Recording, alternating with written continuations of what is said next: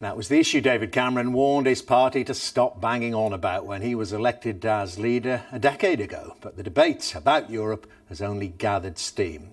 After failing to reach a deal last week in Brussels, the Prime Minister is gearing up for yet more negotiations with EU leaders in February. But it's reported almost half of all Conservative MPs have already joined the Eurosceptic group Conservatives for Britain. Well, I'm joined now by the organisation's co-chair, Steve Baker. And a very good morning to you, Mr Baker. I want to ask you, first of all, for a direct response. The former Chancellor, Ken Clarke, on this programme about an hour ago said, well, Eurosceptic's a euphemism for right-wing nationalists. Well, I was very disappointed to hear him say that, because just a few moments before he said, I think we should treat one another with respect. Well, I agree we should treat one another with respect, and I think he has noble reasons for thinking we should be in the EU at all costs. But I consider myself a liberal internationalist of the old kind. I want to live in a democracy, and as the Prime Minister has said, the EU is too bossy and too undemocratic. So I hear what he says. I think he's wrong, and I think we need to play the issues, not the people, if we're going to stick together. OK, so to the Prime Minister in Brussels last week, I mean, you kind of think, I guess, don't you, that he got what he was going to get? Wasn't asking for very much in your book, and still didn't even get that. He was asking for what Lord Lawson said was inconsequential, and indeed he has got inconsequential commitments. I mean, look at the benefits position. We've been told that we might be allowed to go in a position of supplication after the damage has been done to withdraw benefits, which the OBR has told us would make not much difference to migration. This is not what colleagues are looking for. They'd like to be able to treat people equally, whether they're from outside the EU or within it, and that means having British migration policy made in Britain for whoever is outside the UK. So even if he got the benefits cap, and it's a big if, isn't it? But even if he got that, you're saying that's not enough? Well, he won't get the benefits cap, and it isn't enough. But even if he did? Even if he did, it wouldn't be enough. No, we think British migration policy should be made in Britain, and people are very clear about it. When discrimination is mentioned in this context, you have to remember that migration policy is being made on the basis of EU citizenship, which came in under Maastricht, and which I don't think the British public have ever really warmed to. We think of ourselves as British citizens.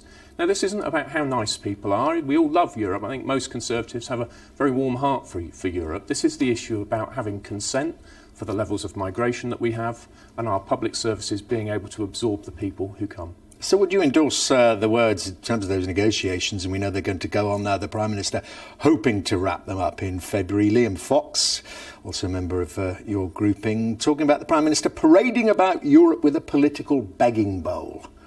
It's strong language, but I'm afraid it is true. I mean, look at other issues like the tampon tax. We have to go in a position of supplication or with a political begging bowl asking to be allowed to do things which really a sovereign parliament should be able to just take care of.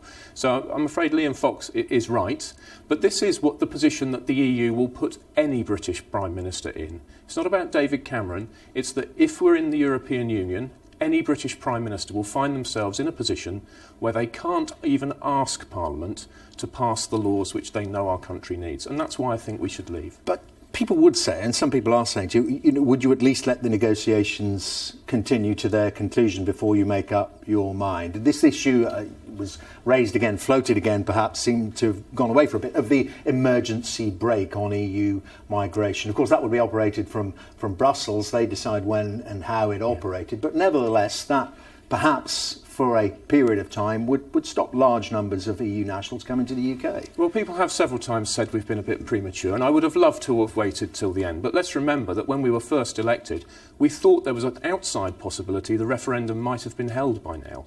So we had to come out of the blocks quickly. We had to make sure we started building a campaign, which we've successfully done.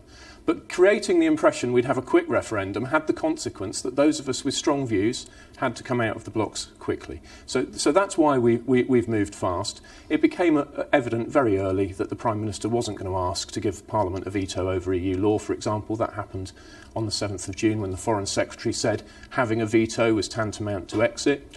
Well, people continue to flirt with it. Boris Johnson wrote an article saying Parliament should have a veto.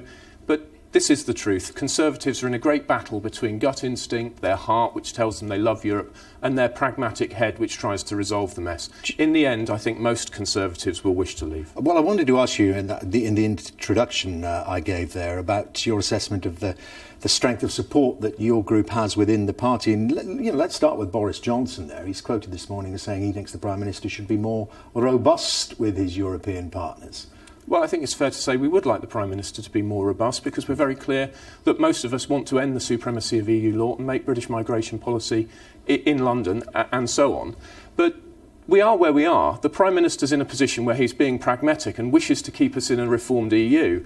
Well, you can see which way he is leaning. He'd like to keep us in. I think Sir John Major let the cat out of the bag this morning on the Marr show.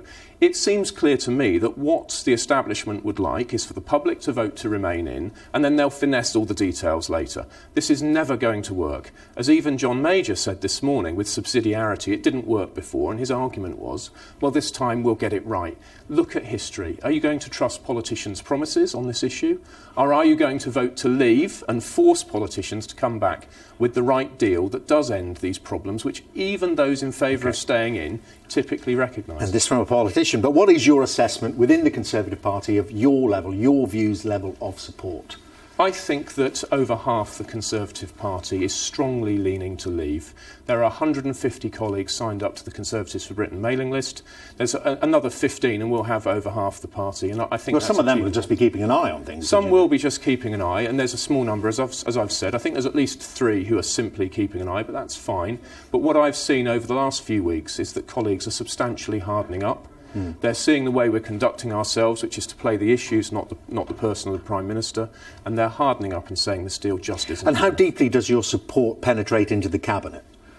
I'm not going to speculate on any particular member of the Cabinet, but people's views... Well, you must have had conversations with them. Well, people's views are well known. There are several Eurosceptics in the Cabinet who've said in the past, for example, that they would vote to leave if the question was tomorrow.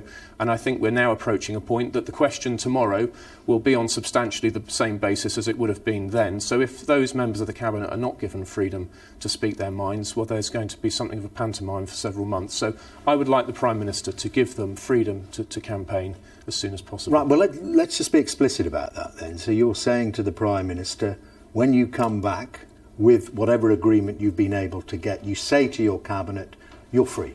You're free to vote, to campaign and vote wherever you like. I think our party and our country and the quality of debate would be best served by full freedom for the Cabinet on this issue.